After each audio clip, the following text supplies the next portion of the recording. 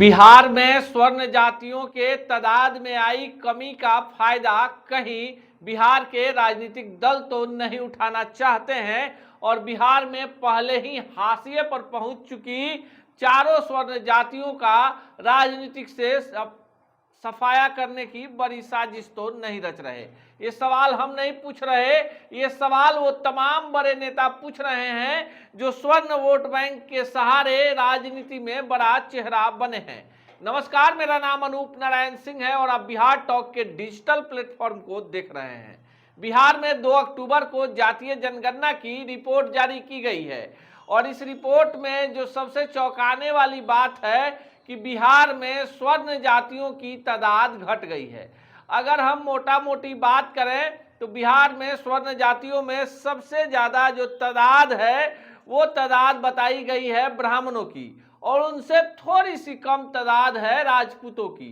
लेकिन जो भूमिहार समुदाय है, जो बनमर्सी समुदाय है, उसे 3% से भी कम कर दिया गया है, जो बात गले के नीचे नहीं उतर पा रही है। जिस तरह से बिहार में जातीय गणित के आधार पर राजनीति हो रही है उसमें कहीं ना कहीं जो स्वर्ण जातियां हैं जिनके वोट परसेंट की बात कर लें तो उसे कमतर करके आंका गया है, जैसा कि आरोप है। हालांकि जो तमाम जातियां हैं बिहार में सबका विरोध है, सबका कहना है कि जातीय जनगणना में जिस मेथड के आधार पर सरकार ने गणना कराया है उस आधार पर उनकी जाति की तादाद कम हो गई है। आप बिहार टॉक के डिजिटल प्लेटफॉर्म को देख रहे हैं, मेरा नाम अनूप नारायण सिंह है।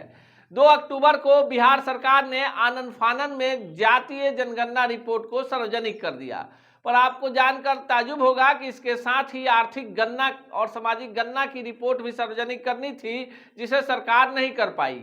इसके पीछे के कई सारे गणित हैं, उसको हम आपको इस वीडियो में बता रहे हैं। बिहार में राजपूत, भूमिहार, ब्राह्मण और कायस्थ, ये 4 जातियां स्वर्ण जातियों में गिनी जाती है। इन चारों जातियों का अपना अपना वर्चस्व विभिन्न क्षेत्रों में है। बिहार में पहले से ही ये बात इंगित थी कि अगर तमाम जातियों की बात करें तो यादव जाति का वर्चस्व रहा है, लेकिन इस बार की जातीय जनगणना के बाद नंबर 1 के पोजीशन पर यादव जाति तो रह गई, लेकिन नंबर 2 के पायदान पर पासवान, जिसे बिहार में दुसाध नाम से भी जाना जाता है, वो जाति आ गई। उसके बाद रविदास का नंबर आया, इनकी भी तादाद बिहार में है। लेकिन उसके बाद पठान और मुसलमानों की ही एक विंग में है, जिसे आप मुसलमानों में पिछड़ी जाति भी कर सकते हैं, शेख उसमें बड़े होते हैं। और उसके बाद जो मोमीन है उसका नंबर आ गया। इसके बाद कुशवाहा आए और कुशवाहा के बाद जिनका नंबर आया वो थे 7वें पायदान पर ब्राह्मण, 8वें पायदान पर राजपूत और उसके बाद कुर्मी का नंबर आया और उसके बाद अन्य जातियों का। लेकिन जो गणना हुई है, गणना के बाद अगर किसको नफा नुकसान की बात कर लें तो जो स्वर्ण जातियां हैं उनको तो साधा जा रहा है। जिस तरह से बिहार में बात करें तो बिहार में मौजूदा लोकसभा में सबसे ज्यादा स्वर्ण जातियों में सांसद राजपूत बिरादरी के हैं। अगर क्षेत्रवार भी बात कर ले तो जो नॉर्थ बिहार है, नॉर्थ बिहार में महाराजगंज, सारण, सिवान, मोतिहारी, वैशाली, ये जो क्षेत्र है उसके साथ ही साथ आरा, सासाराम का जो इलाका है उधर भी आबादी है, लेकिन जो सांसद हैं आरा से हैं, औरंगाबाद से हैं। बिहार में जिस तरह से जातीय गणित को तमाम जातियां अब नए समीकरण के आधार पर बांटना चाहती हैं, इससे कहीं ना कहीं तमाम जातियों में आक्रोश है और खासकर स्वर्ण जातियों में तो ज्यादा आक्रोश है। उन्हें पहले ही कई सारी चीजों से वंचित कर दिया गया था। जो उनकी हिस्सेदारी, भागीदारी राजनीति में है उसे भी समाप्त करने की एक बड़ी साजिश रची जा रही है।